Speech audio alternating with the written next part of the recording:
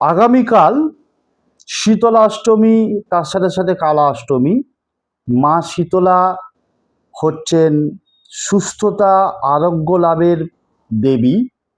সুতরাং রোগ মুক্তির জন্য হাম, বসন্ত, গুটি বসন্ত, চর্মরোগ এবং তাপ সম্পর্কিত অসুস্থতার নিয়ন্ত্রক দেবী হচ্ছেন মা শীতলা।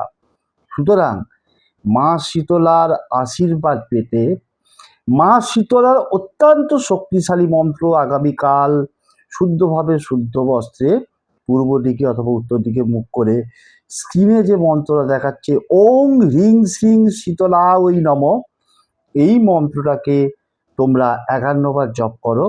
এবং তার সাথে সাথে আরো একটা মন্ত্র আছে, মন্ত্রটা স্ক্রিনে দেখাচ্ছে দেখো। শীতলোত্তং জগৎ মাতা, শীতলোত্তং জগৎ পিতা, শীতলোত্তং জগৎ ধাত্রী, শীতলা ওই নম নম। এই দুটো মন্ত্রকে তোমরা ৫১ বার করে জপ করতে পারো, অথবা যে কোনো একটা মন্ত্রকেও জপ করতে পারো।